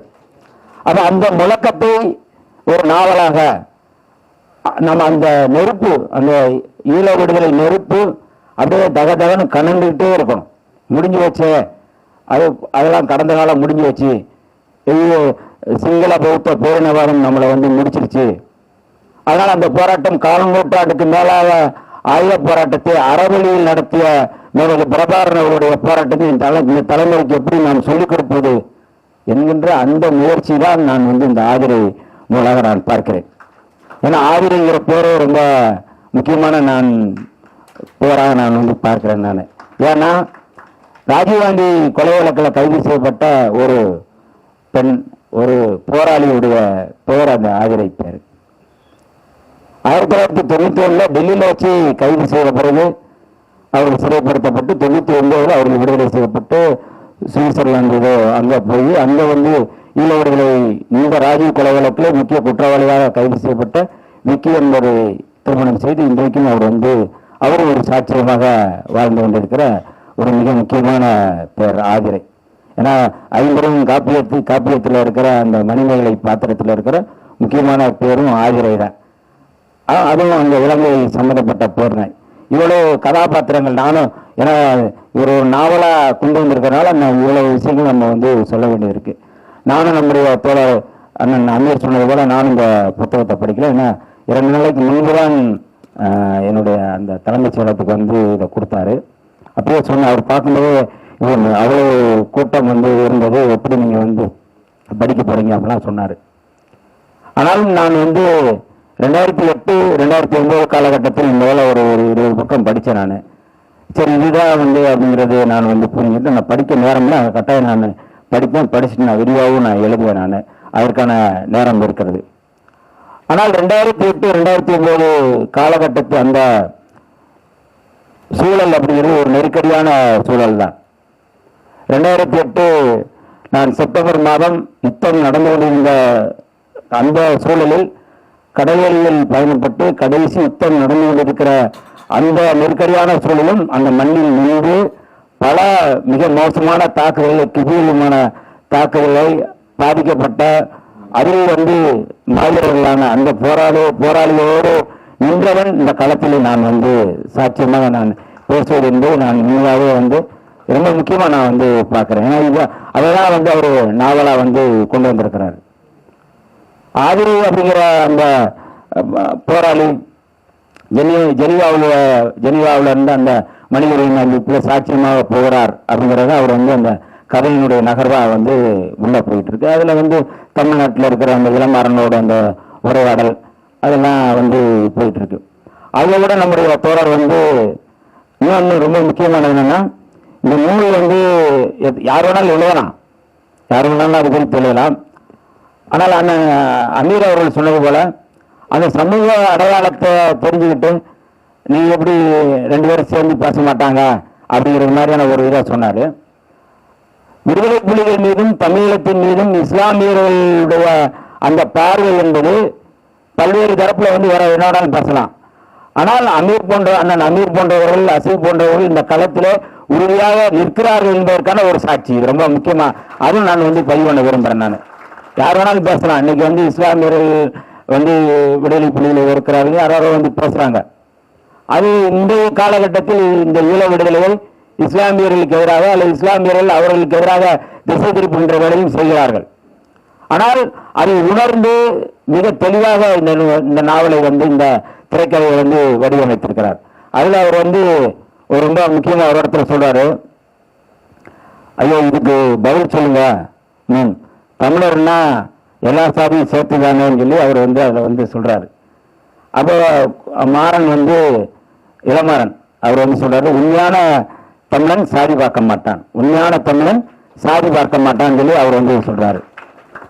அடுத்த முறையிலே வந்து அவர் இளமாறன் வந்து சொல்றாரு, அப்ப நாட்டில் 3/4 பேர் தமிழனும் இல்லை. இதுதான் வந்து நான் படிச்சு, அதாவது வந்து ஈழ விடுதலை போராட்டம் எப்படி பின்னடைவை சந்திக்கிறது. மேலதி பிரபாகரன் அவர்கள் ஒருவரும் சாதி பார்த்ததில்லை. அந்த கட்டமைப்பை நான் முழுமையாக பார்த்தவன், விடுதலை புலிகளுடைய கட்டமைப்பை நான் முழுமையாக பார்த்தவன். தமிழீழ காவல்துறை இருக்கின்றது, தமிழீழத்தினுடைய போக்குவரத்து துறை இருக்கு, எல்லாமே ஒரு ஒரு கவர்மெண்ட் எப்படி இருக்கோ அப்படி இருந்தது. அப்படித்தான் அவர் வந்து கட்டமைத்தார்கள். பாடநூல் கூட அவங்க எப்படி வடிவமைக்கிறார்களோ அப்படி வந்து மறுவரைக்குரிய அண்ணன் கோபி அண்ணா அவருடைய தலைமையில ஒரு கட்டமைப்பு இருந்தது. மாணவர்களுக்கு எப்படி ஓவிய பயிற்சி கொடுக்கணும் அப்படிங்கிறது மேலதி பிரபாகரன் அவர்களுக்கு ஒரு பெரிய ஆசை, விருப்பம். அதை வந்து மறுவரைக்குரிய அண்ணன் மருது அவர்கள் பல மாதங்கள் அங்கே இருந்து மாணவர்களுக்கு பயிற்சி கொடுத்தவர். அதாவது தலைவர் மேலதி பிரபாகரன் அவருடைய கனவு அப்படிங்கிறது, இலக்கு அப்படிங்கிறது எப்படியெல்லாம் இருந்தது அப்படிங்கிறத நம்ம வந்து பார்க்கலாம். ஒவ்வொரு இது வந்து பார்த்து அதை வந்து செஞ்சார். திரைப்படங்களை கூட அவர் வந்து இப்படியெல்லாம் செய்யணும், இப்படியெல்லாம் எடுக்கணும் அப்படிங்கிறது அவருக்கு வந்து ஒரு விருப்பம். அது போர் நடந்து கொண்டிருக்கிற சூழல்ல கூட வந்து புலிகள் வந்து அதை படமா எடுத்து அதுல பலர் வந்து வீரச்சாவடைந்த காட்சியும் பண்ண நம்ம வந்து பார்க்கிறோம். ஒவ்வொன்றையும் அவர் வந்து அடுத்த தலைமுறைக்கு நாம் என்ன கையளிக்க முடியும், அந்த தலைமுறை இப்படியான ஒரு போராட்டம் நடந்தது, அந்த போராட்டத்தை ஒரு திரைப்படமாக நாம் கொண்டு வந்து கொடுக்க வேண்டும், இந்த போராட்டம் வெற்றி பெற வேண்டும், நம்முடைய இலக்கு தமிழன் தான் என்பதை நாம் தலைமுறைக்கு சொல்ல வேண்டும் என்கின்ற மேலதி பிரபாகரன் அவருடைய கனவை நம்முடைய மரியாதைக்குரிய தோழர் அசீப் அவர்கள் ஒரு திரைக்கதையாக கொண்டு வந்திருக்கிறார். இந்த உண்மையாவே அதுதான் அவர் ஒவ்வொன்றையும் வந்து டாக்குமெண்ட் பண்ணார். நீங்க வந்து இன்னைக்கு கூட நீங்க டாக்குமெண்ட் பார்க்கலாம். ஒளிவீச்சு அப்படிங்கிறது வந்து அவர் நீங்க வந்து சன் டிவி வந்து பூமாலை கொண்டு வருவதற்கு முன்பாக விடுதலை புலிகள் முன்னெடுத்தது அந்த ஒளிவீச்சு தான். அதுல இருந்துதான் அவங்க எடுத்தாங்க. ரொம்ப முக்கியமானது அது. அவர்கள் வந்து அந்த கேசட்டை கொண்டு வந்து கொடுத்து தான் வந்து ஒவ்வொன்றா வந்து டாக்குமெண்ட் கொடுத்தாங்க. எல்லா விதமான போராட்டங்களையும் டாக்குமெண்டாக கொண்டு வந்தவர்கள் விடுதலை புலிகள் அமைப்பு.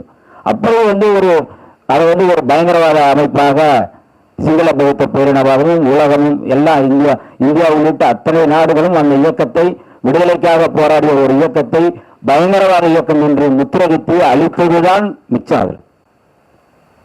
அந்த போராட்டத்தினுடைய உணர்வை, அது உண்மையை மக்களுக்கு, இளைஞர்களுக்கு கொண்டு சேர்க்காமல் அதுல எப்படி வந்து நம்ம வந்து அரசியல் பண்ணலாம் அப்படிங்கிறத தமிழ்நாட்டில் வந்து நம்ம வந்து பார்க்க முடிஞ்சது. எல்லா இடங்களிலுமே வந்து நான் எல்லா போராட்டங்களிலும் நான் வந்து நின்றவன். என்னுடைய தலைவர் அவர்கள் பல போராட்டங்களை முன்னெடுத்திருக்கிறார். எல்லா போராட்டங்களையும் நாங்கள் வந்து முன்னெடுத்திருக்கிறோம். நம்முடைய மரியாதைக்குரிய அண்ணன் அமீர் அவர்கள் சொல்லும்போது ஒரு செய்தியை சொன்னார். இந்த போராட்டத்தை வந்து யாரு தலைமை தாங்கிறது? நான் அது வந்து மரியாதைக்குரிய விஜயகாந்த் அவர்களை போய் சந்திச்சேன் அப்படின்னு சொல்லி அவர் வந்து சொன்னார். 2009 காலகட்டம் நினைக்கிறேன் அவர் வந்து சொன்னார். எனக்கு ரொம்ப அது ஒரு வழியோட நான் வந்து பார்த்தேன் நான். ஏன்னா இந்த காலத்துல தொடர்ந்து விடுதலை சிறுத்தைகள் எந்த விதமான சமரசமும் அல்லாமல் சாதி ஒழிப்பையும் தமிழ் தேசியத்தையும் முன்னெடுத்துக் கொண்டிருந்த ஒரு இயக்கம் விடுதலை சிறுத்தைகளுக்கும் என்னுடைய தலைவர். நான் ஏன்னா அந்த இயக்கத்துல வந்து நான் அந்த கட்சியில இருந்து செயல்படுறதை தாண்டி தமிழீழ விடுதலை அரசியலை வந்து முழுமையாக என்னுடைய தலைவருடைய வழிகாட்டுதல் அடிப்படையில் நான் செஞ்சவன். அது ரொம்ப நான் வந்து பெருமையோட சொல்ல விரும்புறேன். இன்னைக்கு நான் அந்த களத்துல ரொம்ப தீவிரமா நான் நிக்கிறேன், போராட்டம் நடத்துறேன். இன்னைக்கு வரை என்னுடைய கடவுச்சீட்டு முடக்கப்பட்டு நான் எந்த வெளிநாடுகளுக்கு போக முடியலன்னா அந்த களம் தான் எனக்கு முக்கியம். வெளிநாடுகளுக்கு போறது 2வது பட்சம் அப்படிங்கிற அந்த களத்திலே நின்னது நான். அப்ப அப்படிப்பட்ட ஒரு சூழல்ல உண்ணாவிரத போராட்டம் நடத்தினாரு. அவரே வந்து 4 நாட்கள் உண்ணாவிரதம் இருந்தாரு மறைமலை நகர்ல. முத்துக்குமார், கரும்புலி முத்துக்குமாருடைய அந்த இறுதி நிகழ்வுகளையும் தொடக்கத்திலிருந்து இருந்த விடுதலை சிறுத்தைகள் என்னுடைய தலைவர் அவர்கள். மரியாதைக்குரிய எத்தனையோ பேர் நான் இந்த அவையில வந்து அதை சொல்லி நான் வந்து யார் மீது நான் குற்றம் சுமத்துவதற்காக நான் சொல்லலை. அரசியல் எப்படி இருந்தது அப்படின்னு சொல்லி உண்ணாவிரதம் இருக்கணும்னு சொன்னபோது கூட வந்து பலர் வரணும்னு சொன்னவங்க கூட வரல. மருத்துவர் ராமதாஸ் அவர்கள் எங்களுடைய தலைவர் 2 பேரும் சேர்ந்து உண்ணாவிரதம் சொன்னபோது கூட அவர் வந்து கடைசியா வரல. நான் ஆச்சரியம், நான் உடனே கூட இருக்கிறேன். நான் வந்து இந்த போராட்டத்தில் வந்து அவர் கூட நான் இருக்கிற ஒரு தொண்டன். என்ன அவர் சொல்ற வேலையை செய்யறவன். ஈழ விடுதலை போராட்டத்தில் இதெல்லாம் செய்யணுங்கிறத அவர் சொல்லிதான் நம்ம வந்து செய்யறோம். ஆனால் இந்த போராட்டத்தை தலைமை தாங்குவது ஒரு தலித் வந்து தலைமை தாங்கினால் இந்த போராட்டம் என்னவாக மாறும், எப்படி இருக்கும் அப்படிங்கிறத ஒரு தொலைநோக்கு பார்வையோடு பார்க்காமல் குதர்க்கமாக உள்நோக்கத்தோடு அந்த போராட்டத்தை சிதைத்தவர்கள் தமிழ்நாட்டில் இருக்கின்ற சாதியவாதிகள் என்பது எனக்கு வந்து மாற்று கருத்து இல்லை. அதை நான் வழியோட சொல்றேன். நான் வந்து ஒரு குற்றச்சாட்டா சொல்லல. அண்ணா வந்து இன்னொருத்தரவு ஒரு நடிகரை வந்து கேப்டனை போய் அவர் சந்திச்சு தலைமை வாங்கணும் அப்படின்னு சொன்னதுனால நான் இதை வந்து சொல்றேன். ஏன்னா இந்த போராட்ட களத்தில் 26 பேருக்கு மேல குண்டர் தடுப்பு சட்டத்தில் கைது செய்யப்பட்டவர்கள் விடுதலை சிறுத்தைகள். நான் குற்றச்சாட்டா அண்ணனை வந்து அவரை வந்து குற்றம் சுமத்துறதுக்காக நான் சொல்லல, மன்னிக்கணும். ஆனால் அதான் நீங்கள் வந்தீங்க, அண்ணன் வந்தாங்க, எல்லாருமே வந்தாங்க. ஆனால் இந்த தமிழ்நாட்டில் இப்படியான ஒரு போராட்டம் இது முன்னெடுப்பதற்கான, தமிழ் தேசிய அரசியல் முன்னெடுப்பதற்கான அந்த ஆதரவு விடுதலை சிறுத்தைகளுக்கு இல்லாமல் விடுதலை சிறுத்தைகள் மீது அவதூறு பரப்புவது, காங்கிரஸோடு அல்லது கூட்டணியோடு சேர்ந்ததனால் அதை அவதூறு பரப்புவது என்பதை தவிர வேறு எதுவும் நடக்கல. இந்த போராட்டம் தமிழ்நாட்டில் வந்து உயிர்ப்போடு தொடர்ந்து வைத்திருந்த இயக்கம் விடுதலை சிறுத்தைகள் இயக்கம். அது நான் அதுல இருந்ததுனால நான் சொல்றேன். நான் அந்த இயக்கத்தில் இருக்கிறேன், அதனால அந்த இயக்கத்தை நான் பெருமைப்படுத்துவதற்காக நான் அப்படி சொல்லல. இந்த களத்தில் நாங்கள் உண்மையாக இருந்தோம். ஆனா ஒரே காரணம் சாதிதான். ஈழ விடுதலை போராட்டமும் மேலதி பிரபாகரன் அவருடைய போராட்டமும் பின்னடைவுக்கு வந்தது காரணம் சாதிதான். தமிழகத்திற்கு உள்ள வந்து நீங்க வந்து விடுதலை புலிகள் கட்டமைப்பை தாண்டி வெளியில் இருக்கிற ஆதரவு அப்படிங்கிறது எல்லாமே வந்து புலம்பெயர்ந்து போனவர்கள், இடம்பெயர்ந்து போனவர்கள், வெளிநாடுகளுக்கு போனவர்கள் எல்லாருமே வந்து யார் அப்படிங்கிறத நீங்க பட்டியலிடலாம். இந்த போராட்டம் முழுமையாக முடிக்கப்பட்டதற்கு காரணமும் அதுக்கு பின்னாடி இருக்கிற சாதிதான். இதெல்லாம் நான் வந்து ரொம்ப வழியோட நான் இந்த களத்தில் நிற்கிறேன். நான் இந்த இதெல்லாம் பார்க்குறேன். நான் 2008 வந்து ஒரே ஒரு சாட்சியத்தை மட்டும் நான் சொல்லி நான் என்னுடைய உரையை நிறைவு செய்கிறேன். எல்லாரும் இந்த நூலை முதல்ல வந்து நம்ம வந்து வாங்கி இதை வந்து நம்ம பரவல்படுத்த வேண்டிய தேவை இருக்கு, ஒரு பொறுப்பு இருக்கு, ஒரு கடமை இருக்கு. அதனால ஒரே ஒரு செய்தியை மட்டும் நான் சொல்லி நிறைவு செய்ய விரும்புகின்றேன். 2008 அந்த கடைசி யுத்த களத்தில் கிளிநொச்சியில் நான் வந்து தங்கியிருந்தேன். அண்ணா அமீர் அவர் சொன்னது போல சேரலாதன் தான் வந்து அவர் வீட்டில் நான் தங்கியிருக்கேன். சேரலாதன் வந்து மதுரையில் சிறையில் இருந்தார், நானும் சிறையில் இருந்து 2 பேரும் ஜெயில்மேட்டு.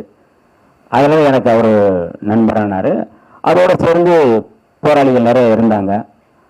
இப்போ அந்த அடிப்படையில் தான் என்னை வந்து தலைவர்கிட்ட மரியாதைக்குரிய அண்ணன் பொட்டமான் போன்றவர்கள், சூசை போன்றவர்கள், பிரிகேடியர் தமிழ்ச்செல்வன் போன்றவர்களோடு நான் வந்து ரொம்ப நெருக்கமான நீண்ட காலமாக நான் போயிட்டு வருவேன். அதை நீங்கள் இப்போ அந்த சொன்னோம்னா அது வந்து வேற ஏதோ அரசியலுக்காக சொல்கிறாங்கன்னு சொல்லுவாங்க. நான் எந்த காலத்தில் நான் அமைச்சராக முன்பிருந்து நான் அதை வந்து சொல்லிட்டு இருந்தவங்க. அப்போ சேரலாதன் வீட்டில் இருக்கும் பொழுது கிளிநொச்சி வந்து கரெக்டாக வந்து எல்லா மக்கள் வந்து இடம்பெயர்ந்து முல்லைப்பூ நோக்கி அந்த பக்கம் போகிறாங்க, புதுக்குடியிருப்பு அந்த மாதிரி போயிட்டு இருக்கிறாங்க. ஏன்னா அதுதான் கடைசி அந்த பகுதி. வீடு வந்து எல்லாமே காலி செஞ்சுட்டு இருக்காங்க. நான் பக்கத்தில் ஒரு சேரலாதன் வீட்டில் இருக்கு, ஒரு பக்கத்து வீட்டில் வந்து வீடு காலி செய்யப்படுகிறது. எல்லாமே பொருட்கள்லாம் எடுத்து வச்சுருக்காங்க. டிராக்டர்லையும் எடுத்துகிட்டு போகிறாங்க, மாட்டு வண்டியில் எடுத்துகிட்டு போகிறாங்க. அப்போ போகும்பொழுது அந்த அந்த மாட்டு வண்டியில் போன மாட்டு வண்டியாக டிராக்டர் கரெக்டாக தெரில, அது எல்லா பொருளும் ஏற்றி வந்து மூவ் ஆகுது. அதில் கூட ஒரே ஒரு பெண் குழந்தை, சின்ன குழந்தை, அந்த குழந்தை இறங்கி திருப்பி வந்து ஓடுது, அந்த வீட்டுக்குள்ளே ஓடுது. நான் வெளியில் நின்று பார்த்துட்டு இருக்கேன், வாசலில் நின்று பார்த்துட்டே இருக்கிறேன். உள்ளே போன அந்த குழந்தை நான் நினச்சேன் ஏதோ வேறு ஒரு விளையாட்டு பொருளை ஏதோ எடுக்க போகுதுன்னு சொல்லிட்டு நான் வந்து வெளியில் நின்றுட்டு பார்த்துட்டு இருக்கேன். உள்ளே போயிட்டு இருந்து சோத்தில் மாட்டியிருந்து அந்த அதுக்கு பிரபாரன் அவருடைய படத்தை எடுத்து கக்கத்தில் வச்சுட்டு அது வந்து வெளியில் வருது.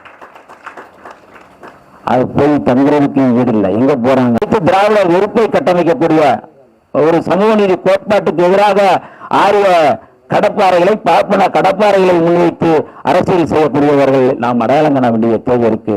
மேலவை பிரபாகரன் அவருடைய அரசியல் என்பது சமூக நீதி அரசியல். மேலவை பிரபாகரன் அவருடைய அரசியல் சாதி ஒழிப்பு அரசியல், வெறும் தமிழ் தேசிய அரசியல் மட்டுமல்ல. ரொம்ப நுட்பமான அங்க இருந்த அந்த அரசியல் அதுதான். வெறுமனா நீங்க வந்து அது ஒரு ஆயுத போராட்டம் அப்படிங்கிற இடத்துக்கு கொண்டு நகர்த்துறாங்க. அந்த அந்த நாடு நாடு விடுதலை அடைந்த பிறகு முழுமையான ஒரு சமதர்ம மதச்சார்பற்ற ஒரு நாடுதான் தமிழீழம் என்பதை பிரகடனப்படுத்தியவர்கள் விடுதலை புலிகள். அந்த அரசியலை நாம் வந்து முன்னெடுக்க வேண்டிய தேவை இருக்கு. நம்ம அடுத்தடுத்த தலைமுறைக்கு நாம் இது கொண்டு செல்ல வேண்டிய தேவை இருக்கு. அதாவது இந்த வாய்ப்பை வாங்கிய மரியாதைக்குரிய தோழர் ஊடகவியலாளர் அசீப் அவர்கள் விரைவில் இந்த திரைக்கதையை திரைப்படமாக அவர் எடுப்பதற்கு விடுதலை சிறுத்தைகள் சார்பாக நான் வாழ்த்துகிறேன், வணங்குகிறேன். நன்றி, வணக்கம்.